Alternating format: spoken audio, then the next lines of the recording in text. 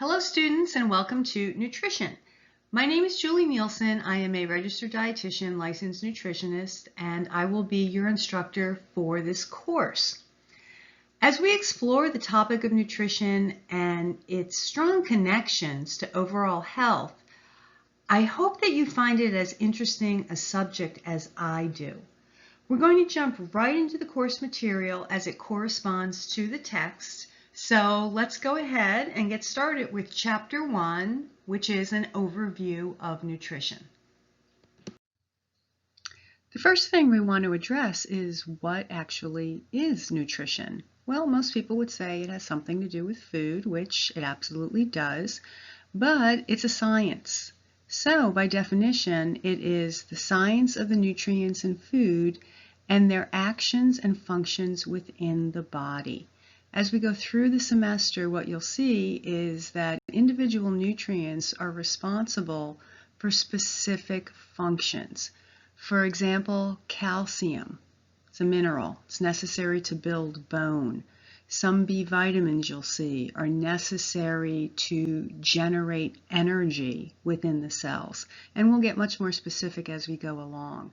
Something else we want to keep in mind is that it doesn't matter what the nutrient is. It is all ingested, and then as it goes through our body, it will be digested, it will be absorbed, transported, metabolized, and then eventually any waste product that's created through this whole process will be excreted. So what actually are nutrients? Well, you could see by definition, they're chemical substances which are contained within the food itself. And our body, through those processes I just mentioned of digestion, transport, absorption, and so on, are able to isolate these nutrients to some extent. And these individual nutrients can then be used to provide energy, provide structural materials to the body, produce regulatory agents, things like hormones, which are necessary for overall growth, maintenance, and repair. There are also certain nutrients that you'll see have been identified that may actually help reduce the risk of some diseases. Some of the chronic diseases which are prevalent, especially in our country, certain nutrients may actually help to prevent the onset of them. Another term to be familiar with is nutritional status. State of the body as a result of the body's intake and use of nutrients. To put it in a more simple way, we can just say you are what you eat, if anybody's ever heard that term.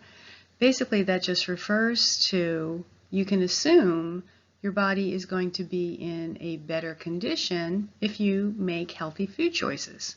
If you make poor food choices, the effects may be on your overall health itself. So nutrition ideally is designed for two roles. It is to promote health as well as prevent disease. Once again, making healthy food choices can lead us in that proper direction. Before we jump into the scientific aspects of nutrition, let's first take a look at what influences our eating habits. What makes us select the foods that we do?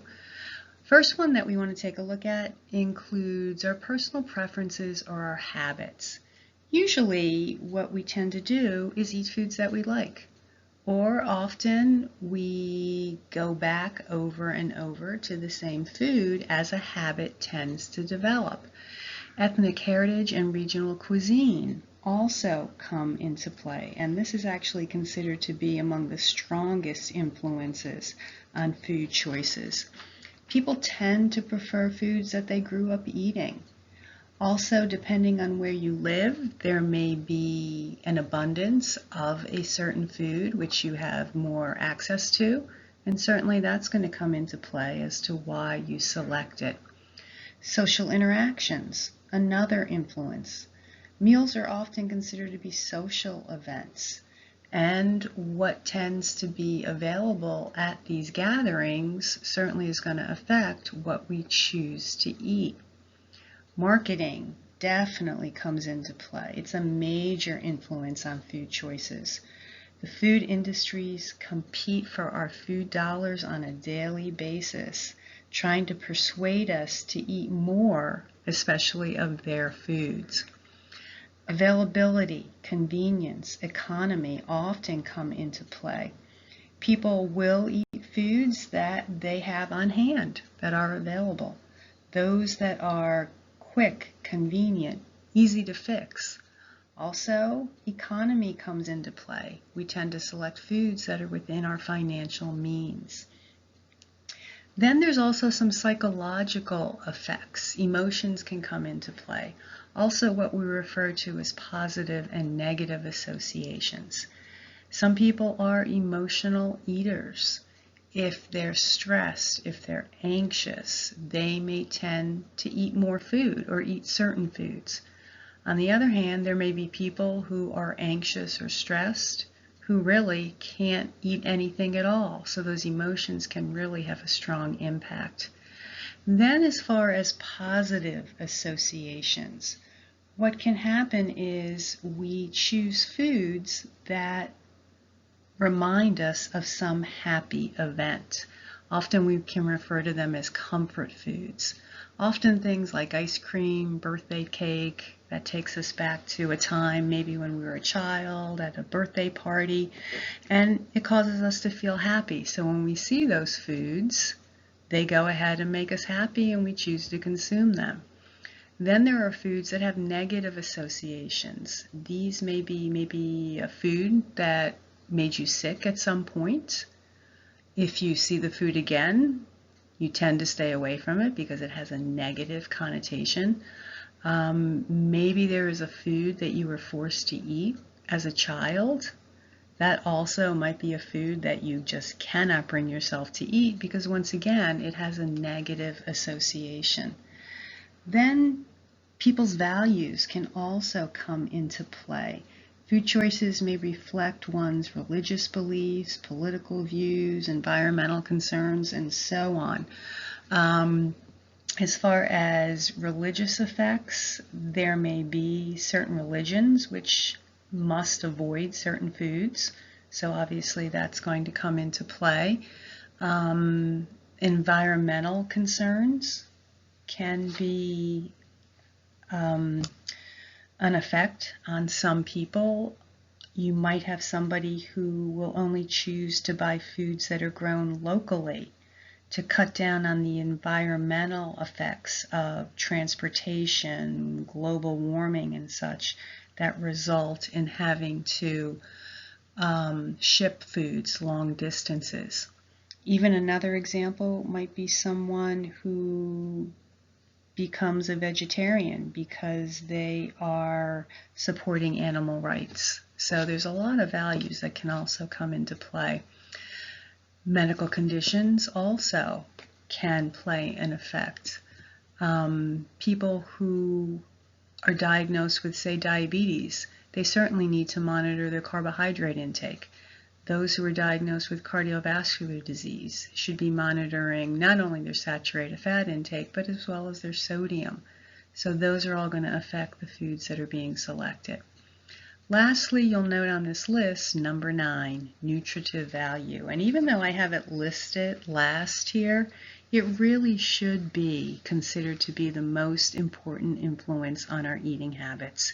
We should really be selecting foods because we know they are nutrient rich and have health benefits. Those health benefits then in turn can keep us on track for health promotion and disease prevention. So now let's jump into the actual nutrients themselves. There are 6 classes of nutrients and they contain carbohydrate, protein, fat, vitamins, minerals, and water. There's a definition you want to be familiar with, and that is the term essential nutrients. This refers to those nutrients which the body cannot make or cannot make in sufficient amounts. So if your body can't make these nutrients, where do you have to get them from? Well, obviously the answer is going to be from our food choices. Other definitions you want to be aware of are the terms organic and inorganic. And I'm sure from other classes, maybe chemistry, you recall what makes something organic is whether it contains carbon or not. An organic nutrient contains carbon, while an inorganic nutrient does not contain carbon. So the first group we're going to look at are those nutrients which we refer to as energy yielding. And these include carbohydrate, protein, as well as fat. Now when we go through the chapters 4, 5, and 6, which cover these nutrients in more depth, what you're going to see from their chemical composition is that they contain carbon. So therefore they are organic nutrients. What you're also going to see is that these nutrients provide us with a certain amount of calories when we consume them. So carbohydrate contains 4 calories per gram, or I should really say provides 4 calories per gram. Protein also provides us with 4 calories per gram, and fat provides us with a larger amount, actually 9 calories per gram. Now, when we hear that term calorie, we're really referring to what's known as a kilocalorie. It is not a part of the food. It's not a constituent of the food, but it's a measure of the energy that's released when we actually eat the food. Again, going back probably through your chemistry course, you'll recall that a calorie, or more specifically a kilocalorie, is the amount of heat necessary to raise the temperature of 1 kilogram of water 1 degree Celsius. What happens when we consume a food is that as it travels through our GI tract and goes through the digestion process, absorption, metabolism, and so on, the bonds between these long chains of carbohydrate, fat, and protein, they're broken apart. As they're broken apart, energy is now released, which is able to fuel the activities of our body. Foods generally are a mixture of the 3 energy-yielding nutrients. Often we think of, say, a serving of a meat. It is considered to be a protein, and it does contain protein. But if we look at it closely, what we'll see is that chemically, it's also made up of fat, water, vitamins, minerals. Same thing can apply with, say, maybe a slice of bread. We usually consider that to be a carbohydrate, and it does have a large amount of carbohydrate, but once again, if we look closely at its chemical makeup, we're also going to see a little bit of protein in there. We're going to see some vitamins, we'll see some minerals, even see a little bit of water.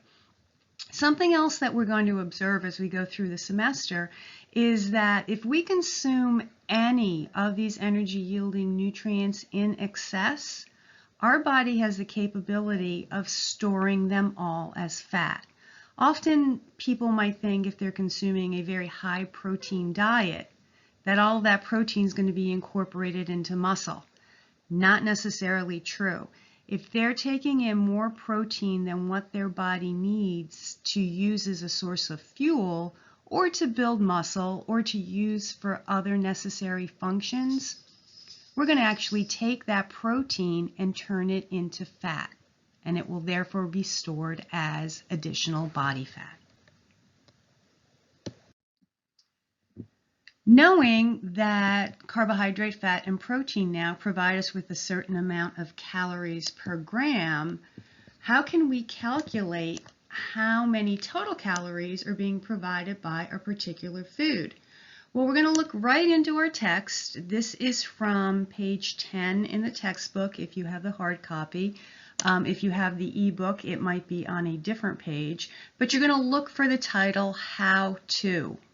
And the number there is 1-2. Calculate the energy available from foods. This particular example is using a slice of bread with a tablespoon of peanut butter on it. This particular combination gives you 16 grams of carbs, 7 grams of protein, 9 grams of fat. Very simply, all you need to do is multiply each one of those energy-yielding nutrients by how many calories per gram they are providing. So 16 grams of carbs times 4 calories per gram equals 64 calories. 7 grams of protein multiplied by 4 calories per gram, 28 calories. 9 grams of fat is going to provide you with 9 calories per gram. Simple multiplication again is 81 calories. Just total those up. This particular food is going to provide you with 173 calories. Often, you might be looking at a food label and you see the amount of calories that it's providing, but you might have not had any idea where that calculation comes from. Well, now you can actually do some calculations on your own. You can take this one step further if you are interested in how many calories percentage-wise are being provided by these energy-yielding nutrients. Often people who are keeping track of their macros or macronutrients, which include carbohydrate, fat, and protein, are interested in these percentages. So to figure out these percentages, you could see our example here. If you want to know the percentage of calories coming from fat in a particular food, it's going to be a simple division. So in this case, those 81 calories coming from fat, you divide by the total amount of calories. So this particular food is giving you 47% of its calories coming from fat. Now, some people might consider that to be a little bit high, and they might decide to try a different type of a food. So if you want to figure out your percentages, that's how you would calculate those.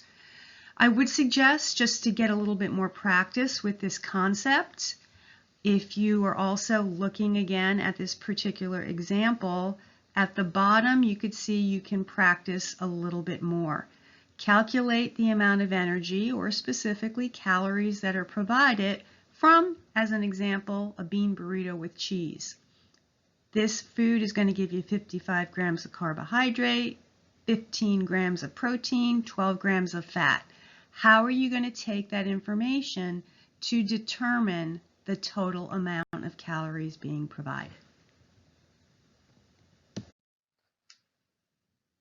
The next category of nutrients that we have are the vitamins, and these, similar to the energy-yielding nutrients, are also organic, meaning that they contain carbon. There have been 13 individual vitamins which have been identified, and each one of them has very specific roles in the body itself. You're going to see as we go through chapter 10 what these specific roles are. Vitamins are a little bit different compared to the energy-yielding nutrients, basically in the amount of them that we consume. We tend to consume them in very small quantities, usually milligrams or even micrograms. That compared to the energy-yielding nutrients, we consume them in large amounts or in gram amounts. Vitamins are also very vulnerable to changes in the environment. Again, as we go through chapter 10, you'll see that there are some which break down if they're exposed to heat. There's some that will break down if they're exposed to light. Again, compared to the energy-yielding nutrients, they tend to be much more stable. We'll also take a look at the classification of nutrients, which are the minerals. Minerals are inorganic, which means that they do not contain any carbon. There are 16 which have been identified, which are essential for human nutrition. Minerals are a little bit different compared to the vitamins in that we consume them in varying amounts. Depending on the particular mineral, we might consume very small amounts of it, maybe milligrams. An example would be iron, which we consume in small amounts. Then there are some minerals that we consume in much larger amounts. Think about sodium. We consume a lot of sodium, especially in the American diet, and we can consume it in more so gram amounts. So there's a huge variance in consumption across all of the minerals itself. Many of the minerals tend to be structural components within the body. As an example, think of calcium. Calcium, most of us are aware, is necessary to build bone and teeth, which are structural components in the body itself. Minerals are also different as far as their ability to break down. As I mentioned with the vitamins, they can start to decompose when their environment is changed, if they're exposed to temperature changes, light changes, and so forth. Minerals, for the most part, tend to be very, very stable. They remain in the body until they are excreted. Water is the last category that we'll take a look at, and water also is inorganic, again, not containing any carbon. Out of all of these nutrients that I've touched on, what's important to note is that water is considered to be the most indispensable. It's considered to be the most important of all of these nutrients. We could probably live a couple weeks without food. Obviously, that can't happen without water. It's estimated that a human can live maybe up to about 3 days without water. We also consume a large amount of water compared to all of the other nutrients.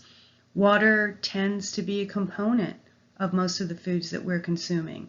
So the beverages that we drink along with foods contribute a great amount of water. Water also participates in so many different chemical reactions within the body, and we'll take a look at some of these. And it's often generated as a byproduct during energy metabolism. So while your body is breaking down carbohydrate, fat, and protein, usually water is being produced somewhere along the metabolic pathway.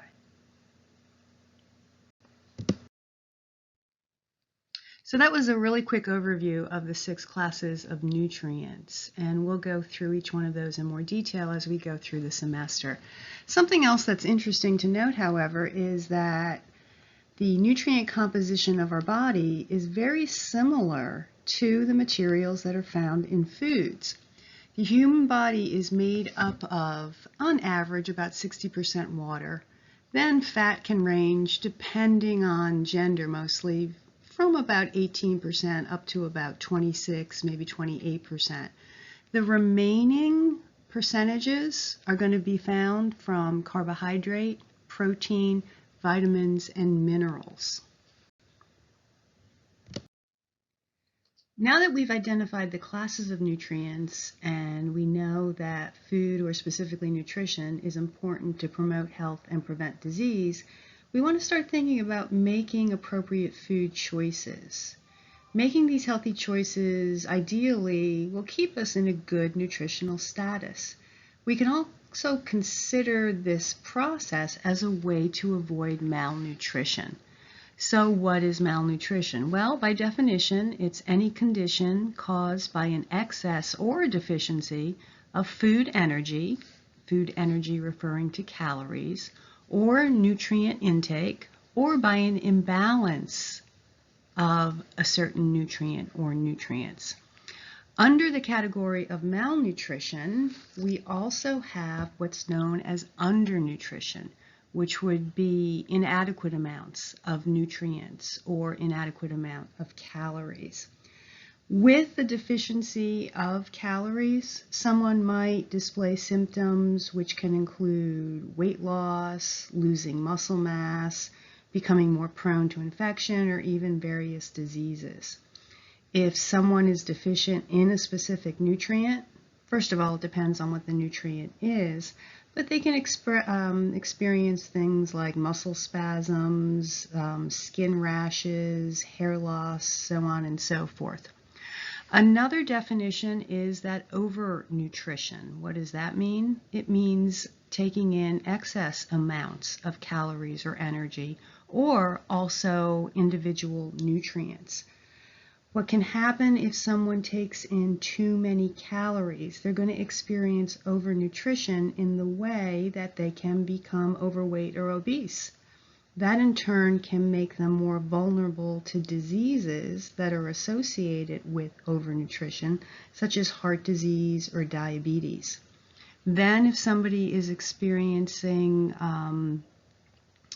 consumption of large amounts of an individual nutrient or nutrients, there are many side effects that can occur, again, depending on the nutrient.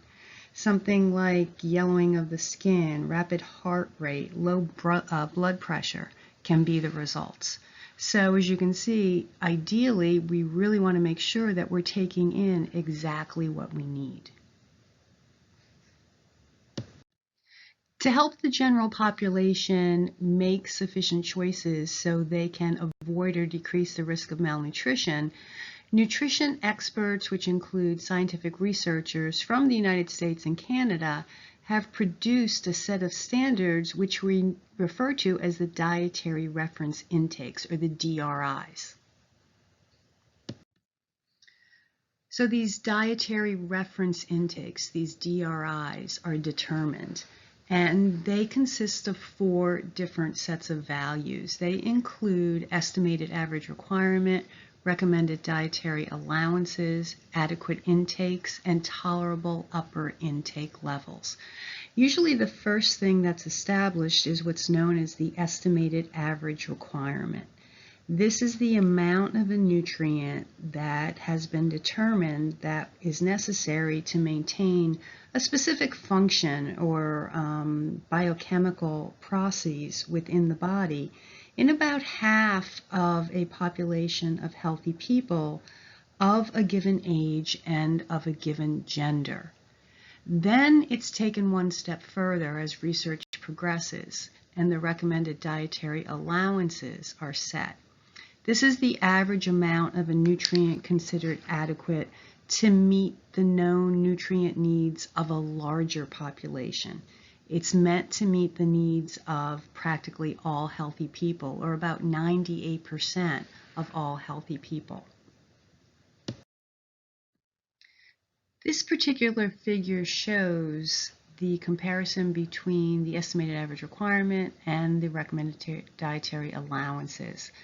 The estimated average requirement, as you can see, sets its value right at the halfway point. So it's setting a requirement right about the point that it will meet the needs of about 50% of the population.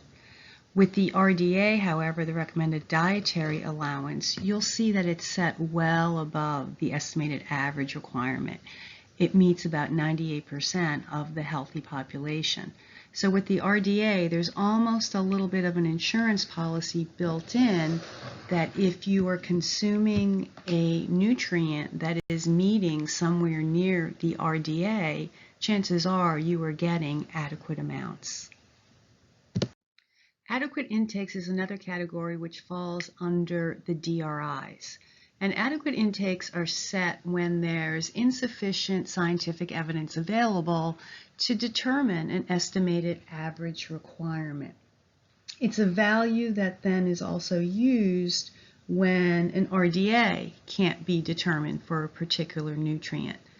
It usually is set as the average amount of a nutrient that a group of healthy people consume. So it's based more so on scientific judgment versus scientific evidence. The fourth category, the last category of the DRIs, are the tolerable upper intake levels. And these are pretty important. These are levels that have been determined to be the maximum amount of a nutrient that appears safe for most healthy people. And if someone is to consume above this level, there may actually be some risk of adverse health effects. As we go through the course, you'll see more specifically that there are certain vitamins that if you take in large amounts, if you take in above this tolerable upper intake level, can certainly have some adverse health effects. In addition to the scientific community giving us guidance on individual vitamins and minerals, they also cover the energy-yielding nutrients, carbohydrate, protein, and fat, with establishing the estimated energy requirement, or the EER.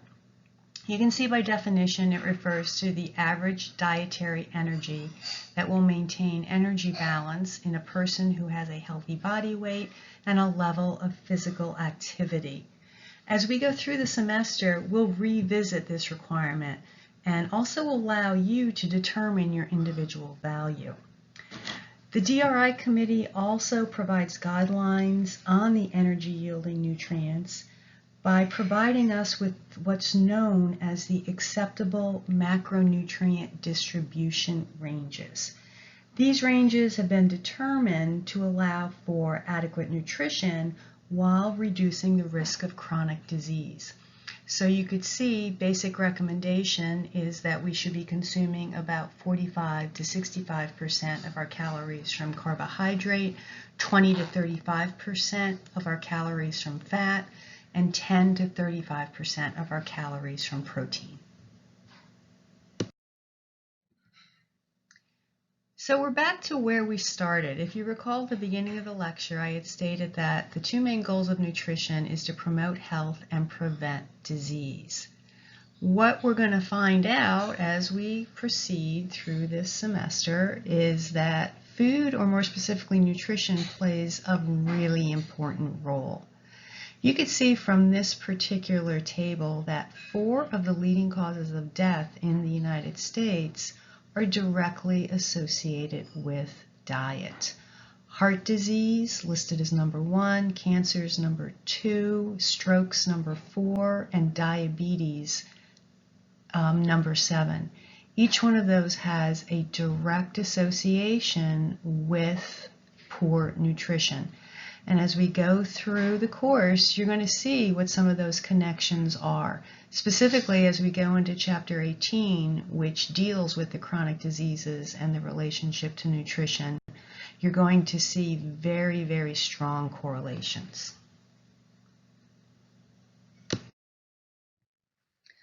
Another attempt to help the general population promote health and prevent disease is through the Healthy People program.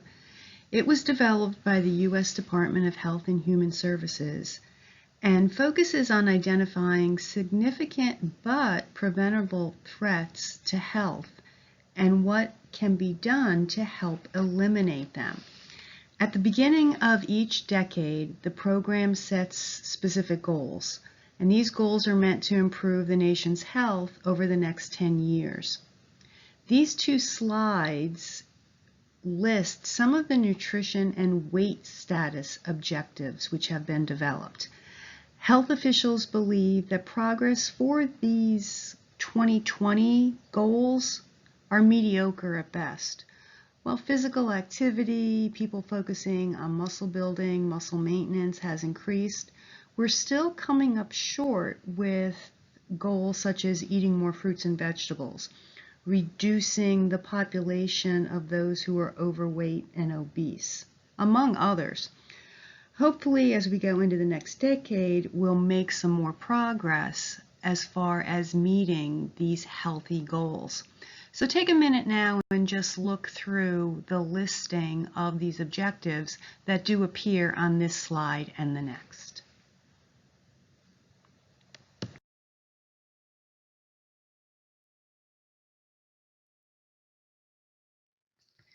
In addition to the U.S. agencies and organizations providing guidelines for a healthy population, there are more than 40 nations and international organizations that have also published nutrient standards. You might be familiar with some of these, such as the Food and Agriculture Organization, FAO, the World Health Organization, WHO, among others. These organizations have developed nutrient recommendations with the specific goal of achieving as well as maintaining worldwide health. So what's the wrap-up from Chapter 1? Well, despite much evidence that links certain behaviors with chronic disease, many Americans still continue to engage in them. Unfortunately, American diet patterns and lifestyle have now influenced other cultures and countries. Chronic diseases such as diabetes, hypertension, heart disease have increased dramatically in areas where American foods are now available. Our fast food chains, Taco Bell, McDonald's, so on and so forth, can now be found on almost every continent. It's up to us as part of the global community to make the necessary changes to help ensure a healthy future for all the inhabitants of this earth.